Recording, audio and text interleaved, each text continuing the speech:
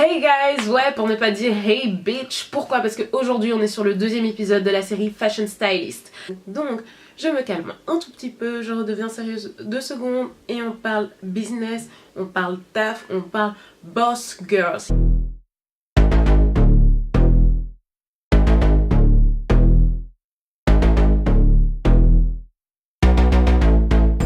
So, let's get started. Ouais, j'ai dit que j'allais la commencer calme, visiblement pas du tout. C'est pas grave, rentrons dans le vif du sujet. Aujourd'hui, ce sont les questions-réponses concernant mon travail, donc le styling. C'est les questions qu'on m'a posées en story Instagram parce que j'avais demandé un peu quelles étaient vos questions, mais aussi j'ai pris des questions qui reviennent en fait fréquemment et qu'on me pose au jour le jour. La première question qu'on me pose en général, c'est: comment est-ce que tu es devenue styliste? Alors je vais essayer d'y répondre de la manière la plus claire possible. Comment je suis devenue styliste? C'est un peu par hasard. Ce qui s'est passé, c'est que j'avais envie de créer un magazine. Donc j'ai toujours su que j'avais envie d'avoir un média à moi. Et je me suis demandé par quelles étapes est-ce qu'il fallait passer pour créer son média. Donc ça c'était en 2011 ou en 2012, je me souviens plus bien. Du coup voilà, j'ai réfléchi, j'ai été sur internet, je me suis rendu compte, bon, la partie qui serait la plus difficile pour moi à produire, à mon avis, serait les éditos, donc les pages mode qui se trouvent à l'intérieur de magazines de mode. Du coup ce que j'ai fait, c'est que je me suis dit, bon bah je vais essayer de trouver, de décortiquer comment est-ce qu'on fait pour organiser un shooting, et je vais essayer de produire des shootings de mode à destination de mon futur magazine. Donc j'ai commencé en faisant ça, j'ai tapé à toutes les portes, donc j'ai envoyé des messages à plein de photographes en fait. Donc je leur ai demandé voilà, s'ils étaient ok pour faire des collaborations. Je leur ai demandé un peu comment ça se passait parce que j'avais personne dans mon entourage qui était dans le milieu de la photo ou dans l'audiovisuel ou quoi, donc je me suis vraiment débrouillée toute seule. J'ai envoyé des messages sur Facebook à des gens comme ça, un peu à la rien à voir. Et j'ai eu de la chance parce que je suis tombée sur une photographe qui était hyper gentille et qui a répondu hyper gentiment à toutes mes questions et qui en plus de ça m'a proposé de faire un shooting photo ici à Bruxelles. Donc c'est comme ça que j'ai commencé en fait. Elle m'a un peu guidée entre guillemets en me disant par exemple voilà, est-ce que tu peux m'envoyer une moodboard du shoot? Et moi je me disais j'ai aucune idée de ce que c'est, donc j'ai été regarder sur internet pour trouver ce que c'était. J'ai essayé de comprendre comment il fallait le faire, donc j'ai commencé à le faire, etc. Et donc de fil en aiguille en fait j'ai organisé tout le shooting jusqu'à son arrivée. Et le jour J je me suis rendu compte que tout roulait, tout s'est bien passé. En une semaine, on a fait 2 éditos, si je me souviens bien. Donc voilà, en fait, j'ai continué à faire des éditos photos pendant plusieurs années après, histoire de me créer un portfolio. Donc je me suis rendu compte, parce que ce que j'ai fait beaucoup de recherches en fait. Donc ce que je faisais, c'est que je regardais un peu sur internet les stylistes photos qui existaient. Et je regardais leur parcours, je regardais là où ils avaient étudié, les études qu'ils avaient faites, à quoi ressemblait en fait leur portfolio, leur site internet. J'ai fait beaucoup de recherches pour savoir comment faire pour devenir un créatif. Et voilà là, en fait comment je suis devenue styliste photo. La deuxième question qu'on me pose très souvent, c'est de savoir est-ce qu'il faut faire des études pour ça, et si oui, lesquelles? Alors il faut, je dirais non, enfin il faut, je pense pas, ça dépend de chaque personne. Maintenant je pense effectivement que ça peut aider, enfin je crois que voilà, c'est un peu économiser son énergie pour autre chose en fait. Par exemple moi j'ai dépensé beaucoup d'énergie à ne pas croire en moi, à pas trop savoir où j'allais, à me demander si mes projets étaient bien ou pas, à faire beaucoup de recherches par moi-même et c'est pas évident, enfin c'est pas spécialement évident de les faire. Du coup oui, j'ai l'impression que je pense que c'est mieux en fait parce qu'on est encadré, on a des ressources qui sont mises à disposition, on a l'avis de professionnels pour juger de son travail. Maintenant le problème c'est qu'en Belgique il n'y a pas spécialement de formation pour ça, même si je pense qu'on peut faire d'autres formations artistiques pour faire ce travail là au final. Il y a des formations qui existent en fait un peu partout dans le monde, donc il faut regarder vers Fashion Stylist, Creative Director, donc directeur artistique. En gros c'est un diplôme de consultant en images. Donc vous avez des formations, donc des bacheliers sur 3 ans, mais il y a aussi des formations sur 3 mois, 6 mois. Donc voilà, là je vais directement switcher à une question qui avait attrait au déroulement pratique des tournages. Donc on me demandait si je pouvais choisir le style moi-même, donc à savoir sur des clips. Alors, je ne choisis pas le style moi-même parce que c'est pas moi qui décide du projet. En général, c'est le réalisateur qui fait ça, donc il a une idée en tête, il a un style. Maintenant, ce qui se passe, comme j'avais dit dans ma première vidéo, ce qu'on fait, c'est qu'on me dit en fait le style souhaité, l'ambiance du clip, le genre de couleur qu'on veut. Et à partir de là, moi j'essaie de faire en sorte que le style du clip et le style du rappeur fonctionnent ensemble et qu'il y ait un super beau rendu à la clé. Donc voilà, je décide moi-même de tu mets tel t-shirt avec tel pantalon. Mais en soi, c'est pas moi qui décide de toute l'idée générale. Et j'allais dire quoi? Après, oui, il y a certaines fois où on va plutôt me dire on veut telle veste, tel pantalon, tel truc. Donc là, ça dépend un peu. Après, je pense que c'est pas spécialement la meilleure approche à avoir parce que, en fait, dans ces projets-là, on me demande des pièces très précises sans spécialement savoir si ce sont des pièces qui vont à la personne, qui vont avec le style, etc. etc. Et sans spécialement prendre le temps d'avoir un avis, c'est toujours des projets qui sont un peu compliqués. Mais après voilà, avec des pièces spécifiques, des fois ça fonctionne très bien aussi. Donc ce n'est pas toujours un problème. Mais voilà, en général, on m'aiguille, enfin voilà, moi si on m'appelle et qu'on me dit ouais on fait un clip, trouve des vêtements, enfin c'est mort quoi.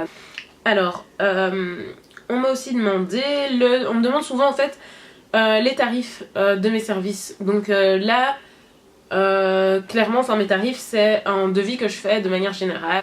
Le tarif il dépend du nombre de tenues qu'on va me demander, de l'investissement que ça va demander. Après il faut aussi s'adapter en fait au prix qu'il y a en fonction du pays, du poids de l'industrie de la musique. Parce que ici en fait quand on te rémunère, on te propose une somme, donc on te dit voilà tel tarif. Des fois ça va être vraiment des tout petits tarifs. Des fois c'est pas dans le sens manque de respect ou parce que voilà, des fois c'est juste qu'il n'y a pas de budget. En tout cas moi je suis toujours très contente de travailler sur des projets. Voilà. Ensuite, on me demande souvent si les vêtements sont achetés ou pas. La réponse est ça dépend. Maintenant moi je suis le genre de styliste tout terrain. Moi je suis le genre de meuf qui dit non, j'ai pas envie qu'on dépense du budget si c'est pas nécessaire. Donc à part si la personne a vraiment comme j'ai dit, des demandes spécifiques et que là il n'y a pas moyen de faire autrement, alors là oui je vais aller faire des dépenses. Alors, ma réflexion elle se passe comme ça. Si on me laisse par exemple une semaine, acheter des vêtements n'aurait aucun intérêt. Parce que j'ai pas le temps de passer des commandes sur internet. J'ai besoin d'abord d'avoir les autres pièces avec lesquelles je vais aller les mixer. Parce qu'on va pas tout acheter sur internet, qu'on soit bien d'accord. Le temps que je reçoive ce colis, est-ce que j'aurai reçu à temps? Ok.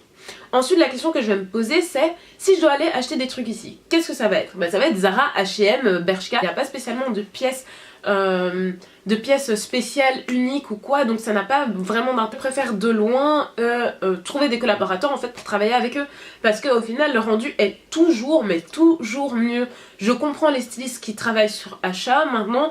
Je pense pas que ce soit le rendu plus optimal, en tout cas moi pour l'avoir fait je pense que ça donne très bien quand on complète pour les figurants ou ce genre de choses, mais un styling complet acheté, voilà, si on me laisse 1 mois ou 2 mois oui bien sûr, maintenant en une semaine non, clairement ça va pas, ça va être cheap quoi, il faut se dire les choses. Donc voilà, ensuite question suivante. On me demande souvent comment est-ce que j'ai commencé à travailler avec des artistes. Alors comment est-ce que j'ai... En fait ce qui s'est passé c'est que j'ai fait des éditos, donc comme j'ai expliqué pendant les premières années. Ensuite j'ai rencontré un photographe en fait bruxellois avec qui j'ai travaillé et qui m'a rappelé quand il devait faire la tournée de Damso. Donc j'ai fait 3 visuels pour la tournée de Damso.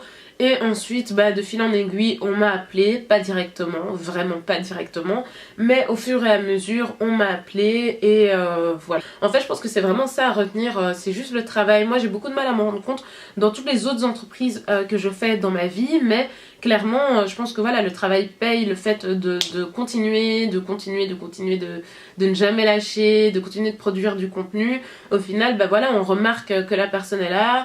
On remarque son travail, au final on l'appelle. Moi ça m'a pris beaucoup de temps.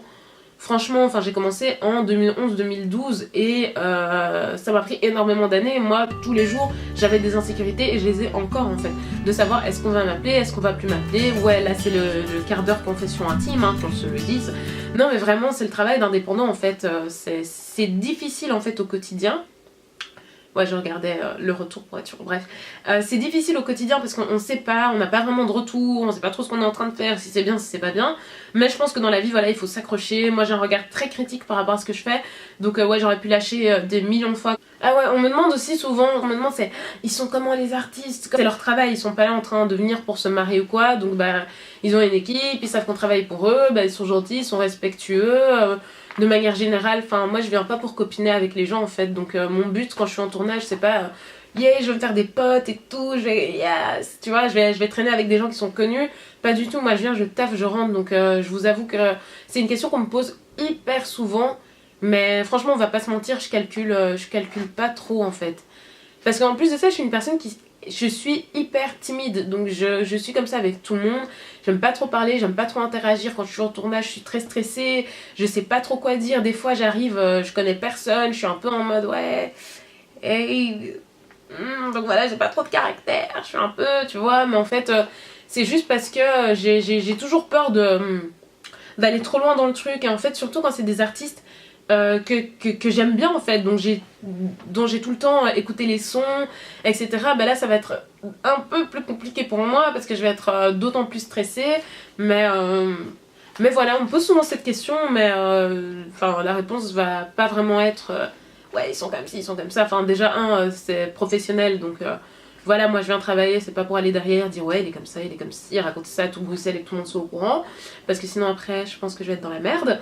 Et sinon, bah oui, ils travaillent quoi, donc voilà, parce que des fois on me demande ouais mais tu te bosses sur des clips de rap, et c'est comment, est-ce qu'on me drague, mais en fait ils viennent pas pour ça, enfin ils sont pas en soirée, ils te calculent même pas en vrai.